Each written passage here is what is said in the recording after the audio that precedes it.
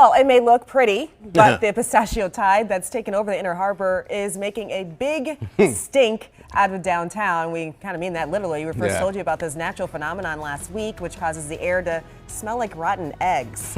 Okay, so from Harbor Place to the port, many are wondering when the tides will turn. Joining us right now to help us get the facts is Leanna Frick with Blue Water Baltimore. Out the gate, let's talk about the pistachio tide. Why does it stink?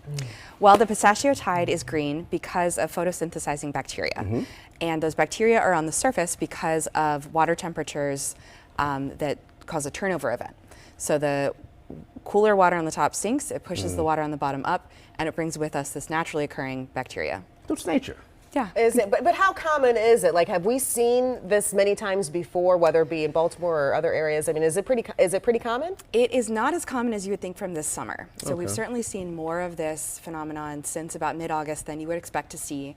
And this kind of pistachio tide, the smell, the color, it's not inevitable. So what we are seeing is an overgrowth of bacteria that is naturally occurring at the bottom of our harbor, and that growth is caused by nutrients. Those nutrients come from stormwater and sewage, primarily. A follow-up, you said we're seeing more of it. Why is that? Well, some of it is nutrient pollution, right? When there are more bacteria that grow because they're fed through stormwater runoff and sewage spills, you're going to see more of them in a turnover event. Some of it is also just the weather that we've had. We've had a cool summer. Those cool nights cause those turnover events. I wonder if, I mean, for a lot of people, I would say this is the case for myself as well. I feel like I'm getting used to it. Yeah, unfortunately. I don't know. Like, for the first true. couple weekends, I was like, Right. oh my gosh. But now I'm kind of like, oh, I kind of notice it. And it's worse in some areas of the harbor than others, which I don't know if that's just my imagination or other people's imagination. Yeah, you know, the harbor is a river. It's the Okay, Patapsco River, but it's not a natural body of water. It has these walls around it, so the water doesn't mix naturally. And so there are areas where we see more of the bacteria than others. But we don't want people to get used to this. This doesn't have to happen.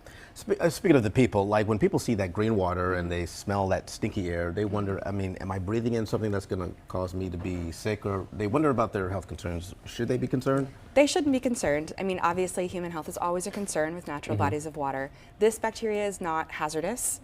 It is unpleasant. It's unpleasant. So what can we do? Is there anything that we can do to mitigate the smell or the impact or the environment? Unfortunately, there's not a short-term solution. Okay. The rain that's that's forecast for tonight, as well as more consistent temperatures, will cause this to die down. Oh. So eventually it will just go away on its own, but what we don't want is to see it again, and we can help prevent it by preventing stormwater runoff from picking up fertilizer, pet waste, things like that, and by reducing the amount of sewage that ends up in our water. Interesting. So you say the rain will make it die down a bit. A really good rain will flush the harbor and will help.